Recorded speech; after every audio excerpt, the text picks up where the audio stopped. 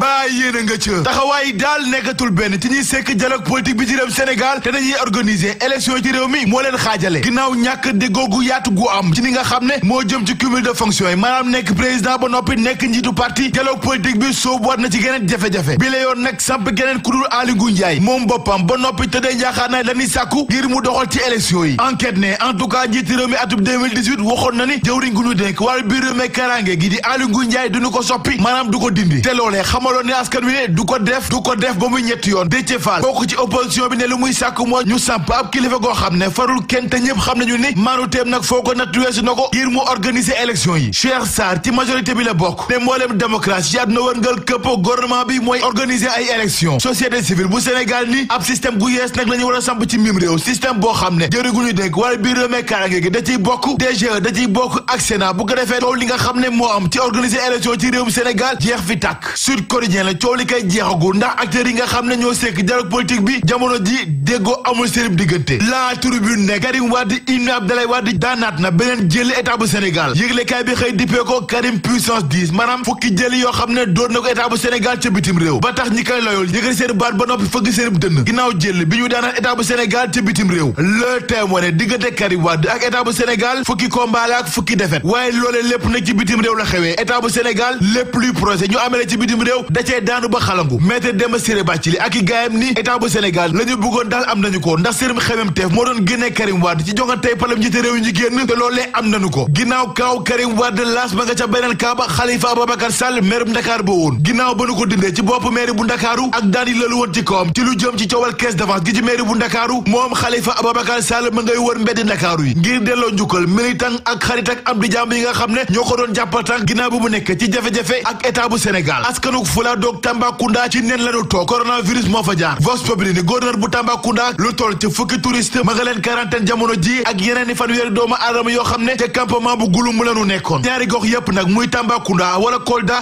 Institut Pasteur bu Ndakaar lu ñuy xaar ginnaaw ay résultats yi nga xam ne danañ ko biral ni ki tey jii ci yi nga xam ne dañoo njotes ni dañoo amee jàngoro coronavirus Le Témoin ne Sénégal ci nen la toog rax ci doolu ñett ñi nga xam ne ñu nga amoon bi lay jàngoro tey la ñuy gindee seen mu ëllëg ci àllarba gi ngir xam ndax wér nañ ping am déet yéglekaay bi xëy fësal bataaxalu njiité réew Macky Sall ak Idrissa Seck borom réew mi yi ñu jagleel doomi Sénégal yéen nekk ci bitim réew L'Observateur ne jàngoro coronavirus gi nag doxkat yi ñoo gën a exposé ci mbir yi taxawaay bi nga xam ne kilifay réew mi amee nañ ko ci étudiants yi nga xam ne ay doomi Sénégal lañu nekk ca Wuhan lii moo metti ba fu metti yam doomi Sénégal yi ci réew mi enquête ne Sénégal nag jamono ji ay koppar lay wër te soxla na lu toll ci $1 milliard ak xaaj Diop ISEG tey lañ koy defeere jamono joojee nag Dieynaba Baldé di ki koy tuumal dina jàkkaarloog procureur de la République tey ji critique ne Mariam Diagne démb lañ ko jébal boromam ca sëg ya nekk ca caaxi kaw ginnaaw mbooloo mu takku dikk gunge ko ci këram gu mujj yëglekaay bi ne démb daal naqar ak tiis moo fës ci xar kanamu ñi nga xam ne ñoo dikkoon ci dëj bi L'Observateur ne Assane Gueye mooy waa ji ñu tuumal ni moo faat Mariam Diagne duguleet muy dem ci kaso bi ndax jaaroon na fa yëglekaay groupe Futurs Médias bi yamu ca ndaxte nee na Cheikh Faye mi nga xam ne mooy borom këru Mariam Diagne jël na plainte lal ko ci ndoddal Assane Gueye Cheikh Gueye ne la gënoon a fort ci man lañu dindi yëglekaay bi dañu xamal ne Cheikh Faye doomu général Wali Faye la ñu bàkku jëm ci làmb ji fekk fa Sitor Ndour ak i gaay mi nga xam ne CNG da leen dàq ci làmb gi ci réew mi Alioune Sarr mii nekk jiitu CNG la ñu war a dàq ci biti ndax Alioune Sarr dàq ñu ko muy dàqaate yëglekaay bi dañu xamal ne kuréelu arbitre yi ci réew mi tey jii ci ngoon danañu amalab ndaje seenum diggante Gris Bordeaux Tigre de Fass la ñu fekk ci sunu làmb muy sàkku ci Alioune Sarr ñu tëbal ko ci bopp CNG rax ci Tigre de Fass bi yamu ca ndaxte nee na la am ca CNG dictature dëgg la te li war na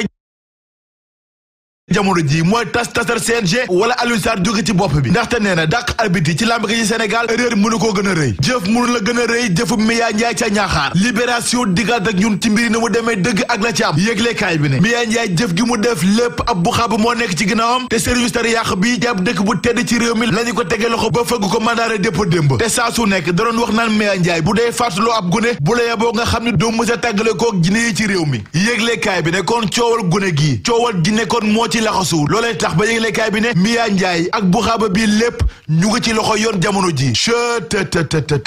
mais da ngay seet loolu rek